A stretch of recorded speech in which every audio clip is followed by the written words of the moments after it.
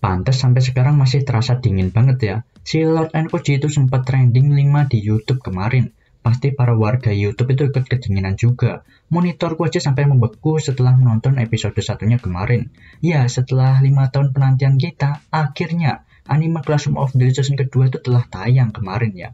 Kemarin pas primer di YouTube News Indonesia, pasti kalian merasa kedinginan juga kan ya. Gua aja nontonnya tuh langsung refleks pakai jaket plus selimut saking dinginnya.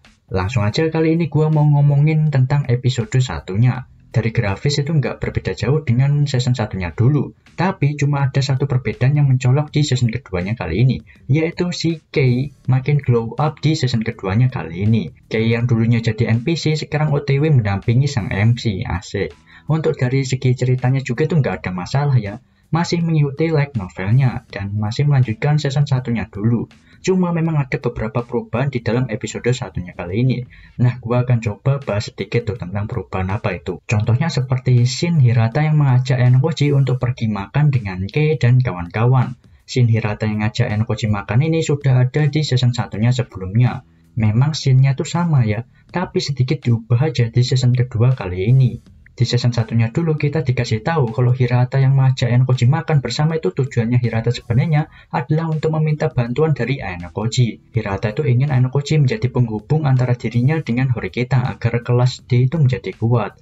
Dan di season keduanya ini Hirata itu masih belum sempat ngasih tahu alasan dirinya mengajak Enkoji makan. Karena si Kei itu asal nyerobot masuk pembicaraan mereka. Hirata itu bertanya ke Kei apakah Enkoji itu boleh ikutan juga untuk makan bersama. Tapi si Kei itu malah menghiraukannya dan malah ngebahas tentang makanannya. Si Kei ini bisa-bisanya menghiraukan seorang main karakter yang dingin seperti ini. Kei di sini kelihatan banget nggak menganggap Enkoji. Pas Kei duduk di sebelahnya Enkoji juga, kursinya itu langsung dijauhin. Kelihatan kalau Kei itu bener-bener nggak suka dengan Enkoji. Bentar, koreksi, bukannya nggak suka, tapi kelihatannya itu si Kei itu menganggap rendah Enkoji. Selain itu, kelihatan banget kalau si Enkoji dari awal episode 1 sampai akhir episode 1 sudah memantau pergerakan dari seorang Kei. Dan gua sedikit salfok di sini dengan si Hirata. Aura G-nya Hirata itu sangat amat kuat men ya. Lalu next scene yang sedikit perubahan itu ada di scene yang Riwen memfoto Horikita.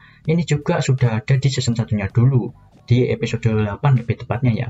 Di season kedua kali ini tuh cuma diubah doang latar tempatnya. Dan dialognya juga itu diubah. Kasusnya sama seperti adegan Hirata tadi. Tujuan adegan ini diulang itu agar ceritanya itu nyambung aja. Nah, yang menariknya di sini nih, si Riwen itu mengatakan kalau Enkoji adalah cecungu. Si Lord itu nampaknya masih memantau saja di sini ya, masih belum bergerak di sini ya. Kalau Enkoji bergerak bakal babak belur tuh si Riwen. Dan next gua akan mulai bahas tentang ujian khususnya ya. Ya ada beberapa yang komen, "Bang, gua nggak paham tentang ujiannya." Gua mau ngabsen dulu nih di sini ya. Siapa yang di sini puyeng dengan mekanisme ujian khususnya? Coba absen di bawah. Ya tenang bang, Anda bukan sendirian yang puyeng dengan ujiannya ini. Ada banyak juga di luar sana yang bilang puyeng juga. Baru juga episode 1 udah ditampilin rapat dan ujian yang ribet. Tapi ya wajar lah, namanya juga sekolah elit gitu ya. Nah mumpung lagi ngomongin ujian khususnya, di sini gua akan coba bantu untuk mempersimpel gambaran untuk mekanisme ujiannya. Intinya orang yang mendapatkan VIP di kelompok adalah kunci dalam ujian kali ini. Inti ujian kali ini memiliki 4 kondisi untuk menyelesaikannya. Kondisi pertama, kalau VIP di dalam kelompok mengungkapkan identitasnya, maka sudah dipastikan semua itu akan untung. Kondisi pertama ini endingnya itu bahagia, semua memutuskan untuk bekerja sama. Akan gue gambarin ya situasi untuk kondisi pertama ini. Misal si Enkoji itu jadi VIP di dalam kelompoknya. Nah, si Enkoji itu ngasih tahu ke semua orang yang ada di kelompok tersebut bahwa dirinya adalah seorang VIP. Dan semua yang ada di kelompok itu memutuskan untuk bekerja sama secara serentak mengirim jawaban identitas VIP adalah Enkoji di akhir ujian. Maka Enkoji yang merupakan seorang VIP mendapatkan 1 juta poin pribadi. Dan yang lainnya dapat 500.000 poin pribadi. Berikutnya kondisi kedua. Di kondisi kedua ini kemungkinan si VIP itu benar-benar menyembunyikan identitas miliknya sampai akhir. Kondisi kedua kali ini tuh seperti ini. Misal Enkoji itu adalah VIP. Enkoji itu memilih untuk menyembunyikan identitasnya sampai ujian berakhir. Dengan Enkoji yang menyembunyikan identitasnya itu maka anggota kelompoknya itu kan belum tahu tuh siapa identitas VIP-nya. Dan akhirnya kelompok itu salah menebak identitas VIP di akhir ujian. Maka dengan itu hanya Enkoji sendirilah yang merupakan seorang VIP yang mendapatkan 500.000 poin pribadi. yang lainnya tuh nggak dapat apa-apa. Lanjut ke kondisi yang ketiga, kalau ada satu orang di kelompok yang sudah tahu siapa VIP-nya, dan si orang tersebut langsung mengirim jawabannya ke sekolah dan jawabannya ternyata benar, maka poin kelas orang yang nebak tersebut itu plus 50 poin kelas. Dan si orang yang nebak tersebut akan dapat 500.000 poin pribadi juga. Gambaran dari kondisi ketiga itu seperti ini. Misal yang jadi VIP di kelompok tersebut itu adalah si Ichinose. Dan Ayanokoji itu tahu kalau Ichinose adalah seorang VIP.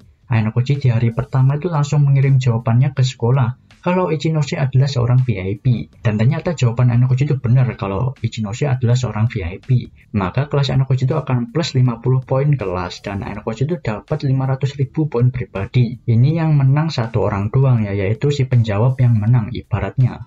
Next, lanjut ke kondisi keempat. Nah, ini hampir mirip seperti kondisi ketiga ya.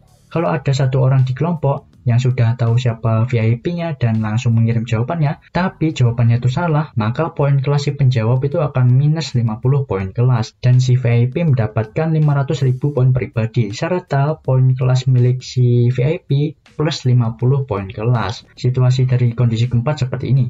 Misal yang jadi target di kelompok adalah Ichinose. Dan Ayanokoji itu asal nebak doang. Ayanokoji di hari pertama mengirim jawabannya ke sekolah, menebak kalau targetnya adalah Ibuki, yang dimana jawaban Ayanokoji ini salah, padahal identitas si VIP adalah Ichinose. Dengan jawaban Ayanokoji yang salah nebak tersebut, maka kelasnya Ayanokoji itu akan minus 50 poin kelas. Dan si Ichinose yang merupakan VIP, kelasnya akan plus 50 poin kelas, dan Ichinose-nya sendiri dapat 500.000 poin pribadi. Jadi yang menang si VIP ya di kondisi keempat ini. Si penjawab akan kehilangan poin kelasnya.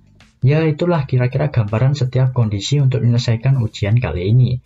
Nah, di setiap kelompok itu ending atau hasilnya akan ada dari salah satu kondisi tersebut. Jadi ibaratnya ada 4 ending gitu di ujian kali ini. Ada yang happy ending, ada yang bad ending, ada yang mengkhianati, ada yang salah jawab, ya gitulah kira-kira ya. Itu tergantung dari keputusan per orang atau per kelasnya di dalam kelompok tersebut. Karena keempat hasil ujian yang tadi gue jelaskan, akan ada pro dan kontranya masing-masing bagi kelas ya.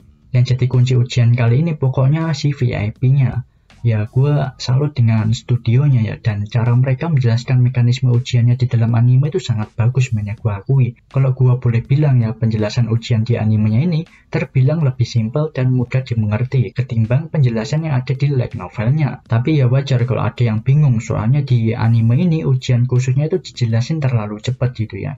Mungkin buat yang masih belum paham, coba aja nonton ulang pas bagian ngejelasin mekanismenya. Dan semoga aja nih ya setelah dengerin gua bacot tadi ya tentang ujiannya, jadi bisa ngasih gambaran tentang ujiannya ke kalian yang belum paham. Atau buat kalian yang masih belum paham, kalian nunggu aja lah ya sampai ujian khusus ini selesai. Pasti pas ujiannya selesai, si Ayanokoji itu pasti akan ngejelasin semuanya. Tapi emang bener sih kalau mekanisme ujiannya itu ribet parah dan dijelaskan secara cepat di animenya. Tapi justru ujian kayak ginilah yang benar-benar menggambarkan sekolah elit mainnya. Jadi selamat datang di sekolah elit kawan. Kedepannya akan banyak ujian dengan mekanisme ribet seperti ini. Jadi persiapkan diri kalian dan persiapkan otak kalian ya untuk mengolah aturan dari ujian yang akan datang. Dan sebenarnya ujian yang ada di anime dengan yang ada di light novel itu sedikit berbeda. Tema yang digunakan di anime berbeda dengan di light novelnya. Tema ujian yang ada di light novelnya memakai nama zodiak hewan dengan jumlah 12 kelompok. Di animenya diganti memakai nama planet ya dengan jumlah 8 kelompok. Perubahan ini dilakukan karena untuk menyesuaikan dengan jumlah siswa yang ada di animenya. Murid di animenya soalnya itu lebih sedikit dibandingkan dengan murid yang ada di light novelnya. Di light novelnya itu jumlah muridnya ada 40, sedangkan animenya cuma 25 saja. Cuma beda tema aja, untuk mekanisme ujian itu masih sama ya. Dan sekali lagi gue salut dengan studionya yang mampu mengisi celah untuk ujian kali ini. Kalau melihat ujian khusus kali ini aja disesuaikan kayak gini, bisa jadi adegan kolam renang bakal disesuaikan atau diulang lagi nanti ya di season keduanya, di episode keempat ke atas mungkin ya. Ya kita lihat aja nanti. Jadi overall untuk adaptasi episode satunya kali ini sangat memuaskan bagiku. No celah lah ya, puas banget pokoknya. Dan terakhir gue pengen kasih rating untuk opening ataupun ending songnya. Di video sebelumnya gue lupa untuk ngasih rating opening dan ending songnya. Untuk openingnya gua nilai 7 dari 10. Lagunya enak, cuma temanya itu terlalu absurd men ya. Bentar, nggak jadi karena ada scene paha di openingnya, jadi gua kasih nilai 8 dari 10 aja. Dan untuk ending songnya gua kasih nilai 9 dari 10. Lagunya adem, dan gua paling demen scene terakhir di ending songnya. Yang Kei nengok ke arahnya Enkoji, itu roman banget sih ya ending songnya.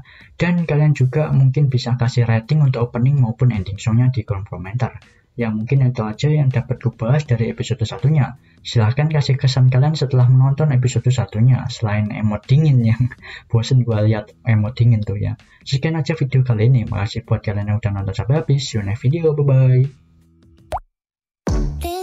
した僕の夏休みはやがて記憶回路のゲートでいくつかにちぎれて断続的な絵になったのです